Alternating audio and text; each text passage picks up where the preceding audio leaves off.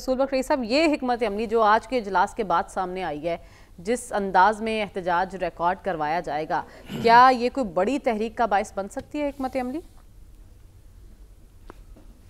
دیکھتے ہیں کہ کیا ہوتا ہے، آگے آگے دیکھیے ہوتا ہے کیا. لیکن یہ ہے کہ اس کے علاوہ اور کیا کر سکتے ہیں. تو باقی ہم ماضی کی سیاسی تحریکوں کا دیکھیں پاکستان میں تو وہ اس طریقے سے شروع ہوتی ہیں. یہ نہیں ہوتا کہ ایک ہی دم سارے ملک کے اندر ہر شہر میں گاؤں میں لوگ باہر نکلنا شروع ہو جائیں اور مظاہرے شروع ہو جائیں. ایسا کبھی نہیں ہوا، نہ کسی ملک میں نہیں ہوا، یہاں بھی نہیں ہوگا. یہاں پہ جو ہو سکتا ہے وہ یہی ہے کہ آخر سیاسی جماعتوں نے ہی اگر کوئی تحریک چلانی ہے، یہ ان کی ثوابدید پر ہے. وہ چاہتے ہیں کہ ملک کے لیے چلے تو وہ چلا سکتے ہیں، اور چلانے کا طریقہ تو یہی ہے کہ پرامن رہیں، منظم رہیں، اور جو انہوں نے اعلان کیا ہے اس کے مطابق دیکھتے ہیں کہ ان کے اوپر کوئی سختی ہوتی ہے یا نرمی ہوتی ہے کہ کیا وہ اپنا پرامن احتجاج کر سکتے ہیں یا نہیں کر سکتے ہیں. یہ تو ہم دیکھیں گے کل، اور پھر ہم جمعہ کے دن دیکھیں گے کہ یوم سیاہ میں وہ کیا کرتے ہیں.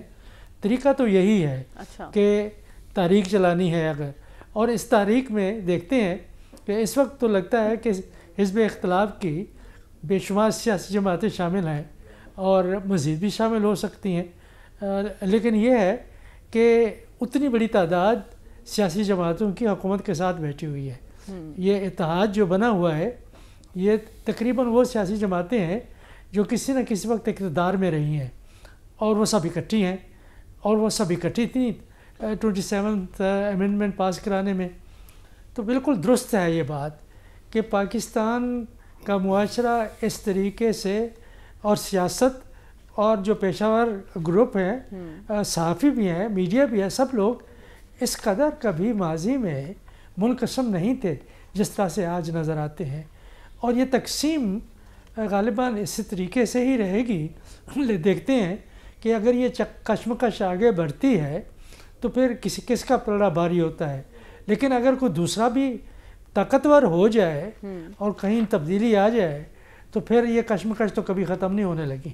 کشمکش کو ختم کرنے کا جو بنیادی طریقہ ہے وہ ایک پولیٹیکل کنسنسس ہے سیاسی جماعتوں کے درمیان میں نظام کو چلانے کے لیے، اور جو نظام کے جو بنیادی عوامل ہیں ان پر ایک کنسنسس پیدا کرنے کے لیے کہ عدلیہ کا کیا مقام ہونا چاہیے، آئین میں ترمیم کس طرح سے ہونی چاہیے، وہ ہم نے دیکھی نہیں. یہ میجورٹیرینزم ہے، یہ اکثریت کی زبردستی ہے جو ماضی میں بھی ہوتی رہی ہے، ابھی ہوئی ہے. تو اس کا نتیجہ دیکھیں، تحریک چلتی ہے یا کوئی انقلاب تو نہیں آ سکتا. اس کے بارے میں زیادہ ہم نہیں کہہ سکتے. اب بات آپ کر رہی تھی کہ عوام کے مسائل، اب میں سمجھتا ہوں کہ کوئی بھی سیاسی جماعت آج پاکستان میں نہیں ہے حزب اختلاف کی جو عوام کی بات نہ کرتی ہو. کیا ہے عوام کے مسائل؟ مہنگائی ہے، بے روزگاری ہے، بجلی کے بل ہیں، آتی ہے بجلی جاتی ہے بجلی، کرپشن ہے، بے اعتدالی ہے، بے شمار چیزیں ہیں جن کے بارے میں ہر جلسے جلوس میں بیانات میں بات ہوتی ہے. لیکن کیا یہ ضروری ہے کسی حکومت کے لیے کہ جب تک کہ کوئی تحریک نہ چلے کسی مقصد کے لیے اس وقت وہ کام نہ کرے؟ وہ نظام ایک ایسا ہے، جمہوری نظام کی میں بات کر رہا ہوں، کہ جس کا ہاتھ ہمیشہ عوام کے مسائل کی نبض پر ہوتا ہے کہ اس کے لیے عوام کو کھڑے ہو کے جلوس نکالنے کی ضرورت نہیں پڑتی، بلکہ وہ دیکھتے ہیں کہ مسئلے کیا ہیں، انہی مسائل کو لے کے انتخابات میں آتے ہیں، منشور میں ڈالتے ہیں، اور تندہی اور ایمانداری سے جب اقتدار میں آتے ہیں تو ان مسائل کو حل کر لیتے ہیں. یہ دیکھیں نیو یارک میں جو انتخابات ہوئے ہیں، کہ پہلے تو بات یہ ہے کہ معلوم ہونا چاہیے کہ اصل مسائل عوام کے کیا ہیں. کسی دوسرے سے سننے کی ضرورت نہیں ہے، نہ آپ کو کہنے کی ضرورت ہے نہ مجھے کہنے کی ضرورت ہے. یہ کام تو وزیر اعلیٰ کا ہے، وزیر اعظم کا ہے. اتنا جہازی سائز کی ہماری کابینہ ہے، مزید کی گنجائش پیدا کر دی گئی ہے. وہ کس لیے ہے؟ کیوں نہیں؟ عوام کے مسائل، ضلعی انتظامیہ ہے، منظم حکومت کا ایک ڈھانچہ پاکستان کے اندر موجود ہے. تو آخر بے حسی کس لیے ہے؟ بے حسی اس لیے ہے کہ سیاسی جواب دہی نہیں ہے. جب سیاسی جواب دہی، میں کسی ایک حکومت کی بات نہیں کر رہا، ماضی میں بھی ایسا رہا ہے. لوگوں میں بے چینی رہتی ہے. لیکن ڈاکٹر صاحب اس سچویشن میں آپ کے نیشنل ہیرو مولانا صاحب نے بھی تو ہدایت جاری کی ہوئی ہے اسلام آباد جانے کی, وہ ایکٹیو ہو سکتی ہیں کیونکہ ابھی ریسنٹلی ان کے ساتھ بھی ہاتھ ہوا ہے؟ دیکھیں مولانا صاحب کا مسئلہ یہ نہیں ہے کہ کے پی میں وہ نہیں جیتے. مولانا صاحب کا مسئلہ یہ ہے کہ جس طرح باقیوں کو حصہ دیا گیا ہے ان کو حصہ نہیں ملا, اور وہ حصہ کہاں سے ملتا؟ پنجاب میں بھی ان کے امیدوار تھے, سندھ میں بھی امیدوار تھے, بلوچستان میں بھی امیدوار تھے, کے پی میں بھی تھے. تو اگر دوسروں کے لیے کوئی گنجائش نکالی گئی ہے تو مولانا صاحب کو کیوں نظر انداز کیا گیا ہے؟ اس کی ایک وجہ ہے. وہ دیکھیں کہ وہ ایک بدلے ہوئے وقت کے دھارے کے ساتھ چلتے ہیں یا اس کے خلاف چلتے ہیں. تو ہیرو تو وہی ہوتا ہے جو وقت کے دھارے کے خلاف کھڑا ہو جاتا ہے. لیکن اس وقت جو وقت کا دھارا ہے شاید اس کو وہ سمجھ چکے ہیں کہ اس وقت کا دھارا یہ ہے کہ جو مذہبی سیاسی جماعتیں ہیں ان کے کردار کو کم کیا جائے, کمزور کیا جائے. کیونکہ جو مدارس ہیں اور جو طالبان ہیں افغانستان میں, کافی لوگ جو ہیں جو انتہا پسندی کی طرف گئے ہیں, اگرچہ مولانا صاحب بھی ان کے ٹارگٹ پہ رہے ہیں, وہ ایک ایسا ماحول کچھ مسلمان ممالک میں بنا ہوا ہے جس کے بارے میں کہ یہاں کے حکمران طبقات کو تنبیہ کی گئی ہے کہ ان کے بارے میں سوچنا شروع کریں کہ آپ کا معاشرہ کس طرف کو جا رہا ہے. تو وہ یہ جو بدلا ہوا وقت ہے اس کے لیے مولانا صاحب کے لیے ایک فیصلہ کن مرحلہ ہے کہ وہ فیصلہ کیا کرتے ہیں.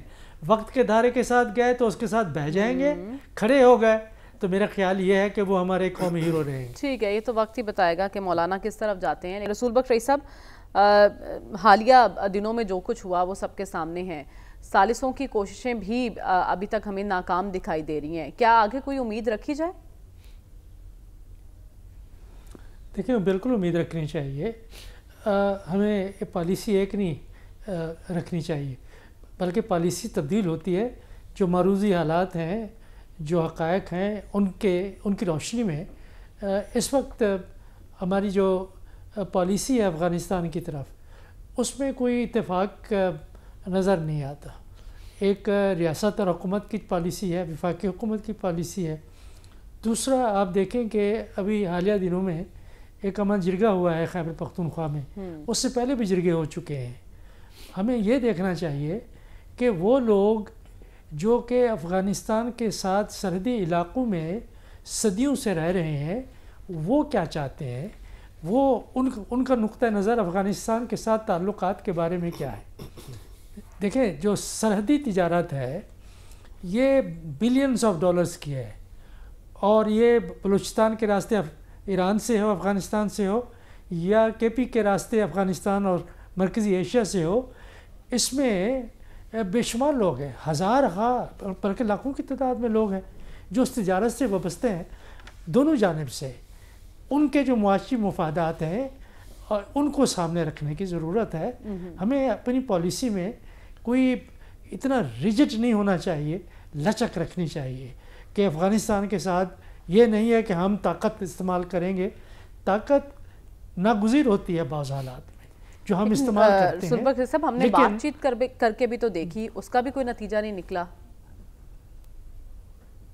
دیکھیں یہ ایک اتنا مسئلہ پیچیدہ ہے کہ جس کے بارے میں یہ سوچنا کہ ایک دو ملاقاتوں میں یا چند ہفتوں میں یا چند مہینوں میں یا ایون چند سالوں میں یہ مسئلہ آپ کا حل ہوگا, یہ ایسا نہیں ہوگا. درست بات. افغانستان میں جس طرح کی حکومت ہے اس کو دنیا میں حکومت نہیں سمجھا جاتا.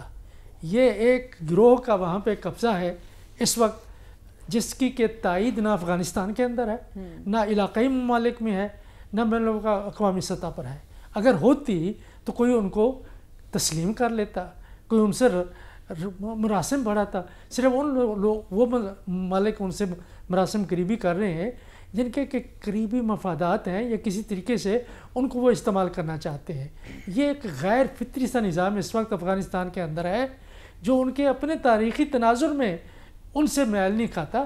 یہ کس وقت بھی گرایا جا سکتا ہے یا گر سکتا ہے. ہمیں کوشش یہ کرنی چاہیے کہ ہمیں وہاں پہ جو حکومتیں گرنے بڑھنے کا عمل ہے اس سے بالکل اپنے آپ کو علیحدہ رکھنا چاہیے. لیکن یہ ہے کہ کوشش کرنی چاہیے کہ ہمیں طاقت کا استعمال نہ کرنا پڑے، بات چیت کے دروازے کھلے رکھنے چاہیے، لچا دکھانے چاہیے۔ میری تو یہی خواہش ہے، میری یہی دعا ہے کہ ہم افغانستان کے ساتھ کشیدگی ہمارے حق میں نہیں ہے، کیونکہ ہمارے اندر سے ہمارے مسائل ہیں، ہندوستان کے ساتھ مسائل ہیں۔ جب ہمیں پتہ ہے کہ ہندوستان ان کو استعمال کر رہا ہے، ہماری تو خواہش ہے تو ہماری تو پرامن افغانستان دیکھنا۔